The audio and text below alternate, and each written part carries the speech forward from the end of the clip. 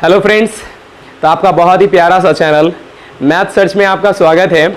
सबसे पहले मैं आप लोगों को सॉरी बोलता हूं क्योंकि मैं आप लोगों को कुछ दिनों से वीडियो प्रोवाइड नहीं कर पा रहा था और आप लोग जितने भी मेरे इस चैनल के साथ जुड़े हुए हैं, आप लोग हर दिन कोई ना कोई बोल रहे थे कि सर वीडियो नहीं मिल पा रहा है। बात सच है क्योंकि अगर आप मेरे इस चैनल के साथ जुड़े हुए हैं तो सबसे पहली मेरी जो रिस्पॉन्सिबिलिटी बनती है वो ये होता है कि मैं आप लोग को रेगुलरली वीडियो प्रोवाइड करूं, क्योंकि आप लोग इस चैनल्स के हेल्प से बहुत सारे स्टूडेंट ऐसे हैं जो अपने वर्क को कर रहे हैं, अपने आप को कहीं ना कहीं स्टडी से जोड़ के रखे हुए हैं। तो सबसे पहले आप लोगों को प्लीज़ मैं सॉरी बोलता हूं फिर से। तो चलिए, लेकिन अब से मैं कोशिश हमेशा करता हूं, बट किसी न किसी वजह से ऐसा हो जाता है, बट एक्सक्यूज़ तो नहीं होना चाहिए। चलिए ठीक है, कोई बात नहीं है। अब मैं कोशिश करूँगा कि वीडियो आप लोगों को मिले कंटिन्यूसली। चलिए, मैं सबसे पहले मैं आप लोगों को एक बात बताना चाहता हूँ। मैंने जो देखा, जो महसूस किया, वो कुछ यह था कि आप लोगों को जो मैं वीडियो प्रोवाइड कर रहा हूँ तो बहुत सारे स्टूडेंट वीडियो को देख नहीं रहे हैं। अगर वो वीडियो को देख भी रहे हैं तो वो अच्छे से पढ़ नहीं रहे हैं। बस पता नहीं एक सिर्फ क्या, देखिए सबसे पहले एक कहा जाता है, मैं इससे पहले भी बताया था आप लोगों को, कि आपके पास जो चीज़ अवेलेबल है उसी चीज़ का सही यूटिलाइज करके अगर आप अपनी सफलता की ओर चलते हैं तभी आपको कामयाबी मिलेगी। बहुत सारे स्टूडेंट का एक्सक्यूज़ है, सर ऑनलाइन क्लासेस से अच्छा था ऑफलाइन क्लासेस, हम लोग बैठ के साथ में पढ़ते थे तो हमको समझ में ज़्यादा आता था। बट देखिए, एक्सक्यूज़ किसे आप सुनाइएगा, कोई सुनने के लिए तो तैयार है भी नहीं, क्योंकि ये टाइम ही हम लोगों को ऐसा हो गया है, सभी के साथ ऐसा है मजबूरी। इसलिए हम लोग को कभी भी एक्सक्यूज़ नहीं देनी है।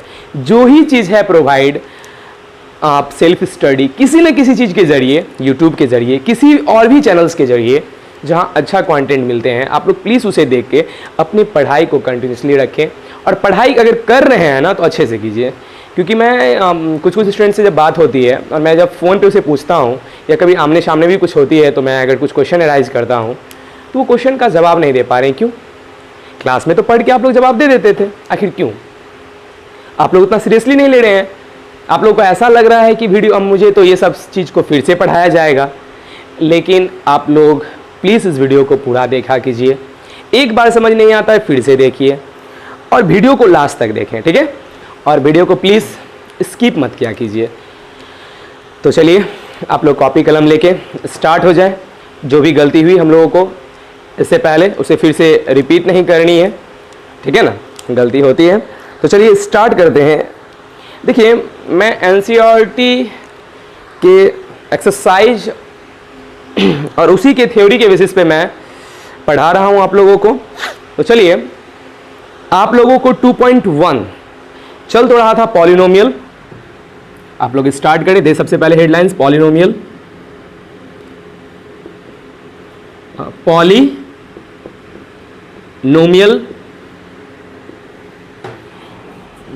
तो आज की जो क्लासेस होगी वो एक्सरसाइज 2.1 पे बेस्ड होगा, ठीक है? एनसीईआरटी एक्सरसाइज 2.1 वो एक ग्राफ से रिलेटेड एक एक्सरसाइज है, ठीक है? तो चलिए देखिए, आप लोग इसकी थ्योरी को सबसे पहले लिखें, फिर मैं प्रॉब्लम आपको बताता हूं। तो हेडलाइंस दें आप लोग, graph of polynomial. Graph of polynomials में एक बात आप समझिए सबसे पहले। देखिए, पॉलिनोमियल्स का क्या होता है ग्राफ, ठीक है? तो मैं आपको सबसे पहले एक बात बता दूं, जो लीनियर पॉलिनोमियल्स होती है ना, लीनियर पॉलिनोमियल्स की जो ग्राफ होती है ना बाबू, वो एक स्ट्रेट लाइन होता है। क्या होता है? Straight line, okay? और जो क्वाड्रेटिक पॉलिनोमियल होती है ना, उसकी जो ग्राफ होती है ना, वो कर्व लाइन होता है, कर्व्ड लाइन, ओके? अगर आप लोग को मैं आपको इस चीज को दिखा भी देता हूं कि हाँ सच में लीनियर पॉलिनोमियल्स का ग्राफ स्ट्रेट लाइन होता है नहीं और क्वाड्रेटिक का कर्व्ड लाइन होता है नहीं, ठीक है? चलिए मैं आपको एक एग्जांपल लेता हूं सबसे पहले इसको समझाने के लिए, ठीक है? तो आप लोग इसे लिख लिए, बहुत इंपॉर्टेंट है और 2.1 को समझने के लिए तो ये ज़रूरी है ही। तो देखिए, सबसे पहले मैं अगर आपको बोलूँ, अगर मैं आपको मान लेता हूँ, एक एग्जांपल लेते हैं सबसे पहले, x + 1, ओके, x + 1। तो सबसे पहले बताइए, ये जो पॉलिनोमियल्स है बाबू x + 1, वो कौन सा पॉलिनोमियल्स है? 1 है। अगर पावर 1 है और पावर 1 रहता है तो कौन सा पॉलिनोमियल्स होता है? लीनियर पॉलिनोमियल होता है। अब देखिए, जो लीनियर पॉलिनोमियल्स होते हैं ना, उस लीनियर पॉलिनोमियल का ग्राफ मैं आपको क्या बताया? स्ट्रेट लाइन होता है ना। देखते हैं ये सच में होता है या नहीं। तो चलिए, आप लोगों को ग्राफ बनाने आता है ना। सबसे पहले बॉक्स लेते हैं, चूंकि x और y है तो x और y को रहने के लिए 2 घर चाहिए, एक घर में x रहेगा, एक घर में y। और चलिए, मैं आपको समझाने के लिए मैं 4 वैल्यू ले लेता हूं, तब ठीक रहेगा। ठीक है, अपने मन से कुछ लीजिए, 0, 1, 2 और 3 लीजिए। बोले जब आप x का वैल्यू 0 लीजिएगा तो 0 + 1 क्या हो जाएगा? 1। ठीक है, जब आप x का वैल्यू 1 लीजिएगा तो 1, 1, 2, जब 2 लीजिएगा 2, 1, 3, और जब 3 लीजिएगा 3, 1, 4। अगर आप बाबू इसका ग्राफ बनाते हैं ना, अगर आप इसका ग्राफ बनाते हैं, ये x एक्सिस होता है और ये y एक्सिस होता है। 1, 2, 3, 4, 5, 6, 1, 2, 3, 4, 5, 6। देखिए, जब x = 0 होते हैं तो y = 1 होता है। तो x = 0 पे y = 1, x = 0 पे y = 1, पहला वैल्यू है वो। एक के लिए 2, तो एक के लिए 2, ठीक है, 2 के लिए 3, तो 2 के लिए 3, 2 के लिए 3 होता है, ठीक है, और 3 के लिए 4, और 3 के लिए होते हैं 4। अगर आप सारे पॉइंट को मिलाते हैं तो देखिए क्या एक स्ट्रेट लाइन बन रही है क्या? हाँ, बन रहा है ना। तो मैं आपको क्या बताया, लीनियर पॉलिनोमियल्स की जो ग्राफ होती है वो स्ट्रेट होता है, स्ट्रेट लाइन होता है। ओके, अब चलिए मैं इस तरफ लेता हूं एग्जांपल, एक क्वाड्रेटिक पॉलिनोमियल्स का, जिसे y = मैं ले लेता हूं x² + 1। ओके, जब पावर 2 होगी तो उसको कौन सा पॉलिनोमियल्स बोलेंगे बाबू? Quadratic polynomial. ओके, चलिए इसके लिए भी बनाइए, फिर से वही सेम प्रोसेस। सर सबसे पहले 2 घर लेंगे, क्योंकि 2 घर है, एक 2 इंसान है, एक x और एक y। और सर इसके लिए भी 4 ही वैल्यू ले लेते हैं, है ना। चलिए फिर से वही ले लीजिए, 0, 1, 2, 3। इसके अलावा भी आपको अगले वैल्यू को ले सकते हैं। जब आप 0 लीजिएगा बाबू तो 0 का स्क्वायर और 1 तो 1 हो जाएगा, 1 का स्क्वायर 1 और 1 2 हो जाएगा, 2 का स्क्वायर 2, 2, 4 और 1 5 हो जाएगा, और 3, 3, 9, 1 10 हो जाएगा। और अगर आप इसके लिए ग्राफ बनाते हैं बाबू, ये x और क्या होती है y, 1, 2, 3, 4, 5, 6, 7, 8, 9, 10, 1, 2, 3, 4, 5, 6, 7, 8, 9, 10। ठीक है, 10 तक वैल्यू है, इसलिए मैं आगे इंक्रीज कर देता हूँ। चलिए 0, 1, 0 के लिए 1 फर्स्ट, 1, 2 तो कह रहा है 1 के लिए 2, ठीक है, फिर कह रहा है 2 के लिए 5, 2 के लिए 3, 4, 5, 5, फिर कहता है 3 के लिए 10, 3 के लिए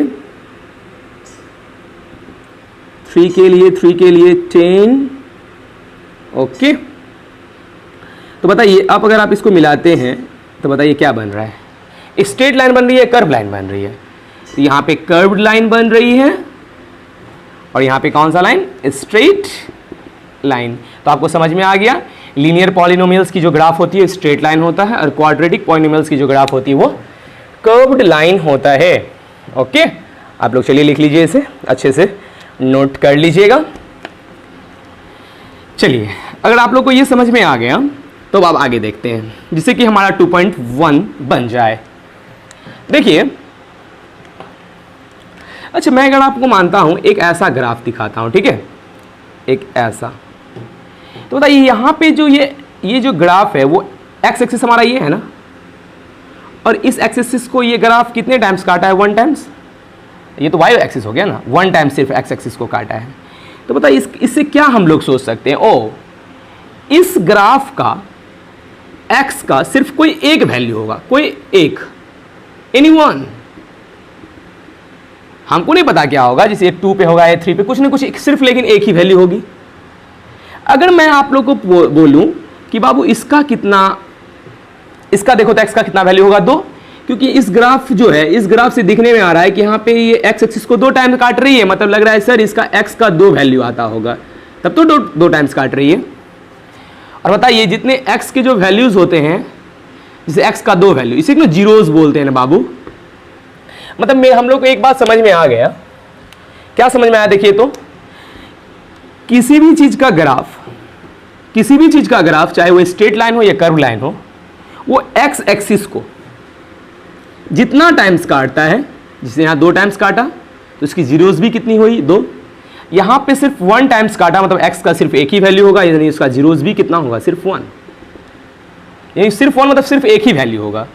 तो देखिए 2.1 इसी पे बेस्ड है। तो मैं आप लोगों को कुछ क्वेश्चन दिखाता हूं। एनसीईआरटी का फर्स्ट क्वेश्चन शायद ये है और सेकेंड क्वेश्चन शायद ये है, ठीक है। और एक क्वेश्चन ले लेते हैं ये वाला। तो देखिए ये जो ग्राफ है, ये ग्राफ एक्स एक्सिस को कितने टाइम्स काटा? एक्स एक्सिस को नहीं, सिर्फ वाई एक्सिस को काटा। एक्स एक्सिस को एक भी बार नहीं काटा, मतलब इसका जीरोस एक भी नहीं होगा। इसकी जीरोस कितनी होगी? 0, मतलब एक भी नहीं हुआ, ठीक है। अगर मैं आपको इसको देखूं तो ये एक्स एक्सिस को कितने बार काटा? 1 टाइम्स। ये तो वाई हो गया ना, एक ही टाइम्स काटा ना एक्स एक्सिस को, इसकी जीरोस कितनी होगी? 1। यहां पे एक्स एक्सिस को कितने टाइम्स काटा? तो 1, 2 एंड 3 टाइम्स, यानी इसकी जीरोस भी कितनी होगी? 3। तो आप लोग इसको नोट करें जल्दी।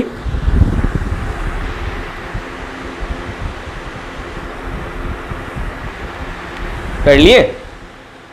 चलिए अब तो आप लोग से 2.1 बन जाएगा। चलिए, और 2.2 के लिए मैं इससे पहले ही वीडियो लेक्चर में मैंने कंप्लीट कर दिया था। अब मैं 2.3 को बताता हूं, ठीक है ना आप लोगों को। 2.3, तो चलिए 2.3 पॉलिनोमियल्स 2.3। लेकिन 2.3 को समझने से पहले कुछ बेसिक इस बात को फिर से जाननी होगी हम लोगों को। तो चलिए जानते हैं। सबसे पहले एक हेडलाइन दीजिएगा तो आप लोग, division algorithm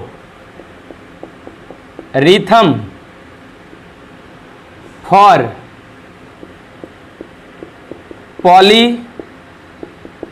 polynomial. Division algorithm for polynomial, division algorithm for polynomials. तो मैं आपको एक बात बता दूं, सबसे पहले ये एल्गोरिथम वर्ड, ये एनसीईआरटी का चैप्टर नंबर 1 रियल नंबर में आप समझिएगा, लेकिन मैं आपको यहाँ पे जिक्र कर देता हूँ थोड़ा सा एल्गोरिथम क्या होता है। तो बाबू ये जो एल्गोरिथम है, आप लोग इस सभी चीज़ों को भी नोट्स करते जाइएगा। एल्गोरिथम क्या है? तो एल्गोरिथम सबसे पहले एक स्टेटमेंट होता है, ठीक है।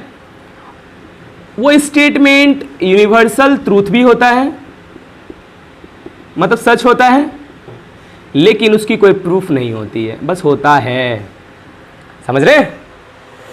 होता है बस। चलिए, जैसे मैं एग्जांपल बोलूं, सूर्य पूरब में उगता है, ठीक है। सूर्य पूरब में उगता है, तो बोलिए सूर्य पूरब में उगता है एक स्टेटमेंट है, ये यूनिवर्सल ट्रूथ भी है, सच भी है, लेकिन उसकी कोई प्रूफ नहीं है, बट वो सच है। तो देखिए मैथ्स में भी कुछ ऐसे होते हैं, जैसे एग्जांपल आपको दिखाते हैं।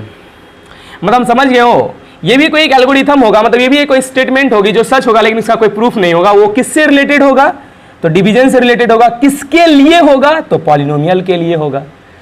तो मैं आपको इसको समझाने से पहले मैं आपको एक एग्जांपल समझाता हूं। मैं अगर आपको बोलूं कि 5 में 2 से डिवाइड 5, मैं अगर आपको एक क्वेश्चन दूं कि बाबू 5 को डिवाइड कीजिए 2 से, तो क्या कीजिएगा आप लोग?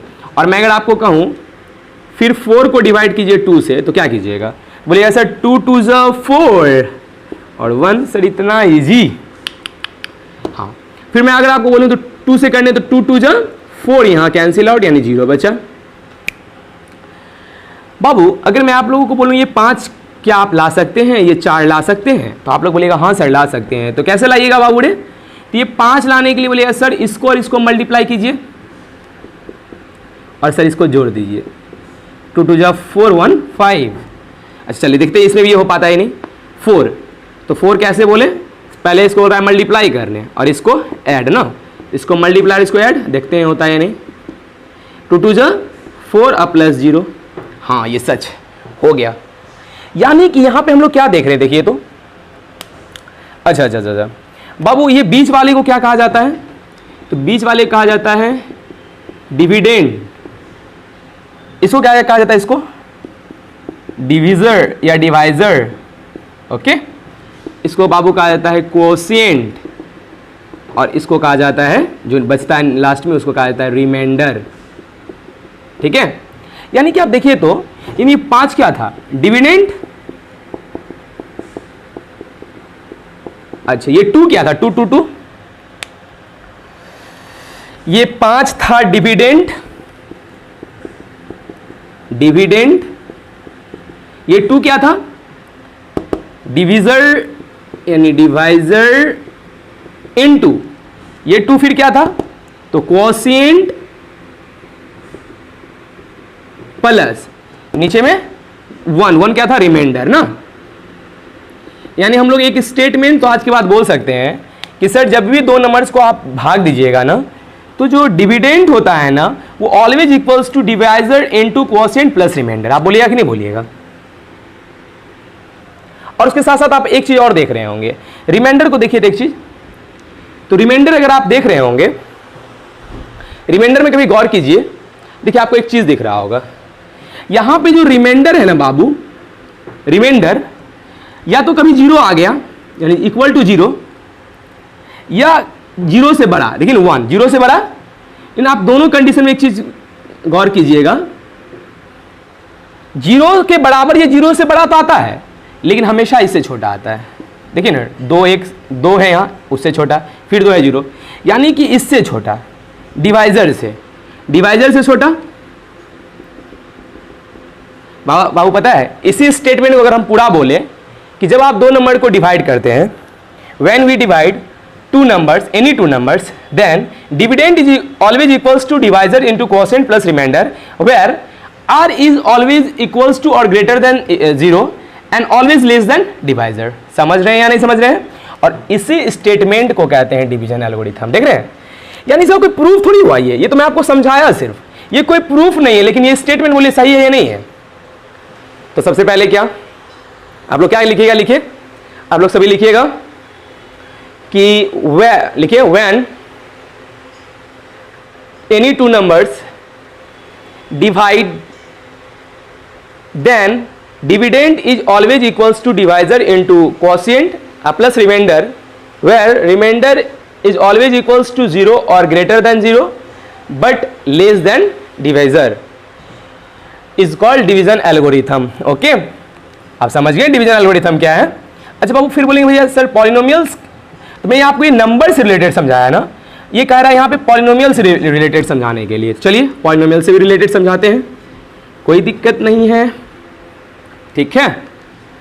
चलिए मैं अगर मानता हूँ कि एक पॉलिनोमियल ले लेता हूँ px, और मैं अगर आपको इसको कहूँ gx से भाग देने, क्योंकि मैं आपको बताया था कि पॉलिनोमियल्स का ये सब डिनोट करने का ये है, पॉलिनोमियल्स को px, gx, qx, rx, समझ रहे हैं ना, qx, rx, sx, इन सभी चीज किसी भी चीज से डिनोट किया जा सकता है।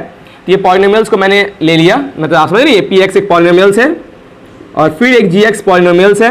मैं बोल रहा हूं आप लोगों को कि px को gx से भाग देने के लिए, तो जब आप px में gx से भाग दीजिएगा बाबू, तो बोलिए कुछ ना कुछ आएगा, जो आएगा उसको क्वोशिएंट बोलते हैं ना, तो क्वोशिएंट को ले लेते हैं qx, और जो बचेगा उसको क्या बोलते हैं रिमाइंडर, तो इसको बोलते हैं rx। अभी तक आप लोग क्या जानते थे कि dividend is equals to divisor into quotient यानी gx into qx plus remainder यानी rx। अब फिर क्या जाने, where r is greater than और equal to 0 but less than divisor, तो डिवाइजर कितना है, gx है, समझ रहे हैं। तो देखिए क्या हुआ, ये स्टेटमेंट तो आप ट्रू है, आप समझ ही रहे हैं, तो एक स्टेटमेंट भी है, ट्रू भी है, बट इसका कोई प्रूफ नहीं है, तो इसीलिए हो गया एल्गोरिथम। डिवाइड से रिलेटेड देख रहे हैं ना, डिवाइड थी तब ना हुआ ना ये सब, तो डिवाइड से रिलेटेड है इसलिए डिवीजन एल्गोरिथम। किसके लिए था बाबू, ये पॉलिनोमियल्स के लिए रिलेटेड था ये जब, तो इसे कहते हैं डिवीजन एल्गोरिथम फॉर पॉलिनोमियल्स। क्या आप लोगों को समझ में आया, आशा करते हैं आप लोगों को समझ में आया होगा। तो चलिए अब आगे देखते हैं।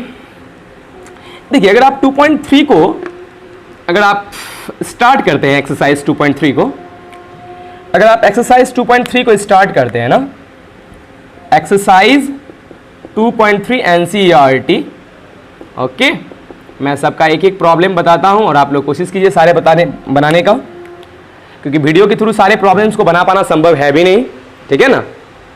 तो चलिए अगर आप 2.3 को अगर खोलते हैं ना, तो पहला क्वेश्चन जो होगा वो यही होगा कि आप लोगों को कह रहा होगा कि आपको डिवाइड करने के लिए, यानी कह रहा होगा कि px और gx दो पॉलिनोमियल्स है, कह रहा होगा सिर्फ डिवाइड देने के लिए और फाइंड करने के लिए qx और rx को। फर्स्ट क्वेश्चन यही है कि px में gx से भाग देने के लिए और qx और rx को फाइंड आउट करने के लिए, यानी कि क्वोशिएंट और रिमाइंडर को बोल रहा है फाइंड आउट करने के लिए, समझ रहे हैं। तो चलिए जैसे मैं एक भी एग्जांपल लेता हूं आप लोगों के लिए।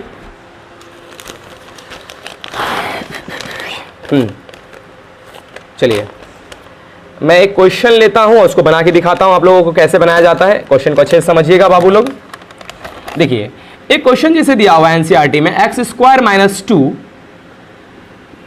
x³ minus 3x² plus 5x minus 3 को कह रहा है डिवाइड करने के लिए, यानी px का वैल्यू ये दिया था और gx का वैल्यू ये दिया था, कह रहा है क्वोशिएंट और रिमाइंडर फाइंड आउट करने।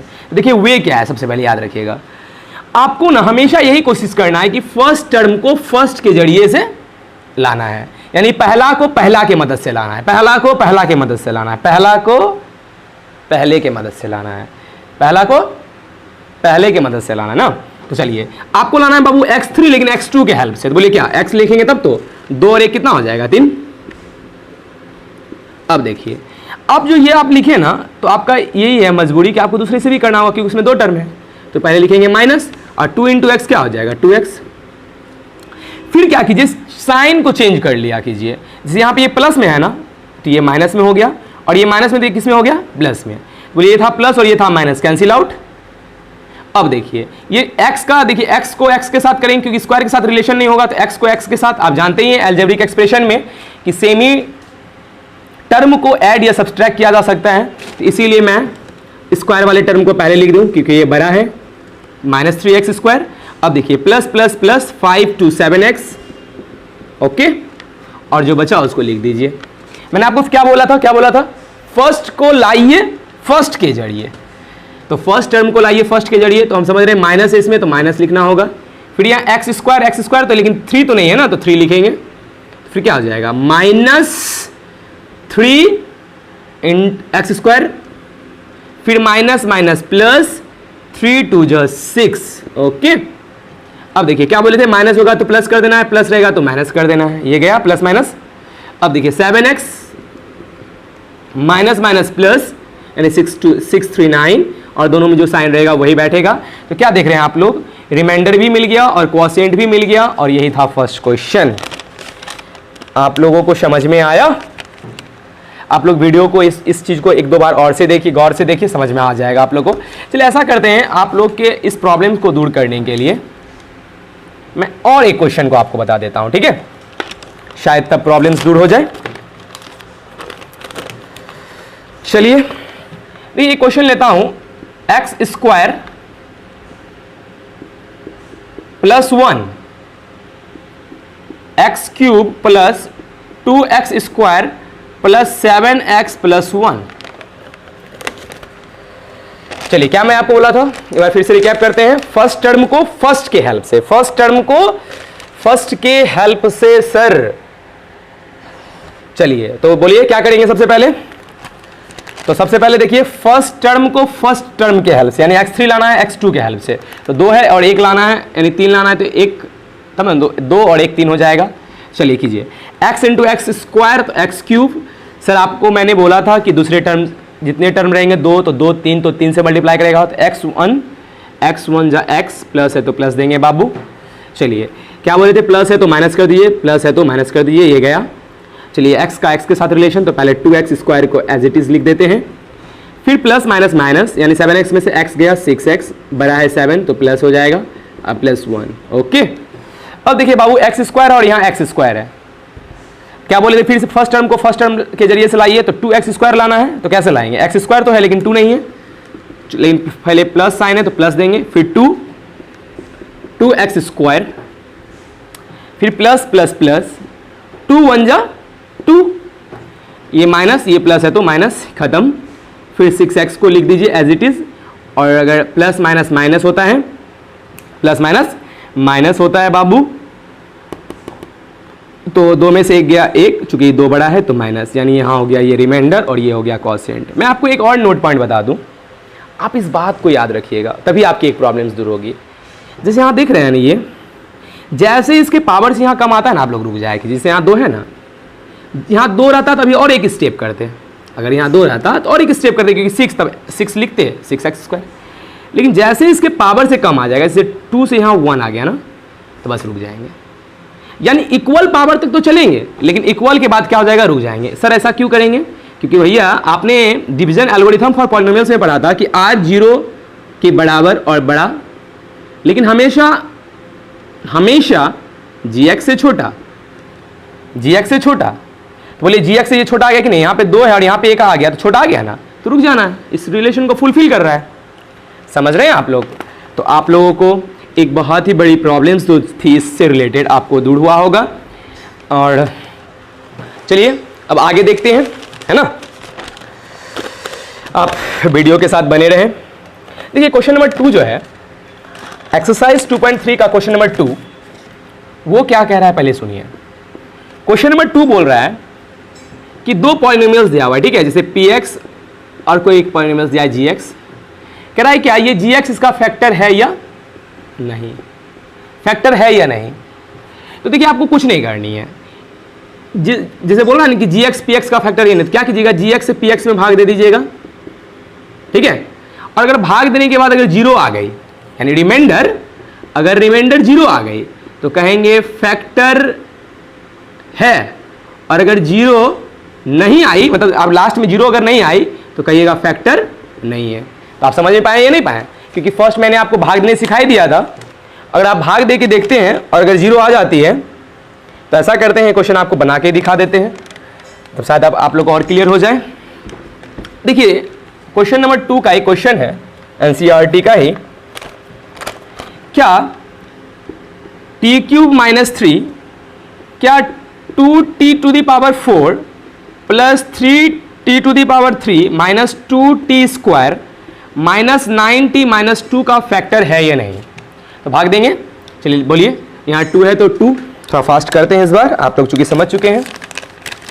2 3 है, यहाँ 4 है तो t से, तो 2t⁴, फिर 2 3 जा 6t माइनस तो माइनस, चलिए माइनस प्लस खत्म, चलिए 3t³ minus 2t² plus minus minus, 9 में से 6 गया 3t, बट माइनस में क्योंकि बड़ा 9 है, फिर से फर्स्ट लाइए, यानी हो जाएगा प्लस t³ है ही, सिर्फ 3 लिखेंगे तो क्या हो जाएगा 3t³ माइनस 3 3 जा 9, तो क्या हो जाएगा बाबू, यहाँ पे हो जाएगा माइनस, ये हो जाएगा प्लस, ये खत्म हो गया, minus 2t² minus 3t plus minus minus, यानी 9 में से 2 गया तो 7 हो गया, 2 गया 7 हो गया ना, हाँ 7 हो गया, बट प्लस में, और फिर लाना है ये तो t³।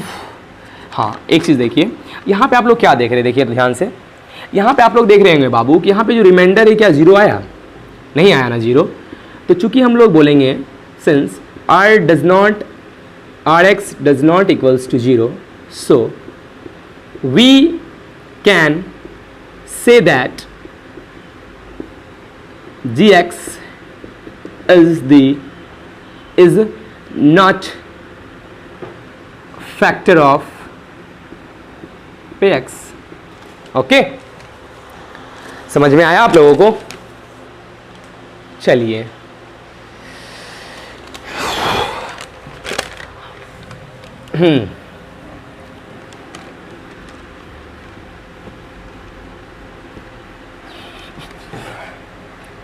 उसके बाद क्वेश्चन नंबर जो 3 है,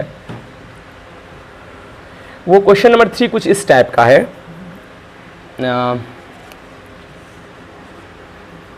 इसे देखिए, क्वेश्चन नंबर 3 को मैं थोड़ा सा छोड़ देता हूं क्योंकि मैं एक और वीडियो बनाऊंगा पॉलिनोमियल्स के लिए, और उस लेक्चर के हेल्प से मैं इस पॉलिनोमियल्स चैप्टर को ख़त्म करूंगा।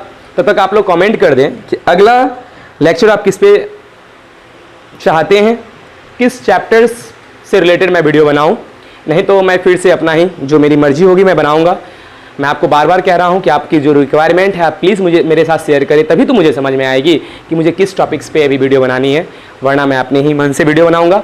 चलिए कोई बात नहीं है, आप लोग इसी तरह से इस चैनल्स को प्यार देते रहें, ज़्यादा से ज़्यादा शेयर करें, जिससे कि मुझे भी थोड़ी सी हौसला मिले और भी मैं आप लोग के लिए मेहनत करना चाहूँ और अच्छे से रहें, पढ़ते रहें, मुस्कुराते रहें। Thank you so much. मिलते हैं नेक्स्ट वीडियो में। Bye bye, see you again.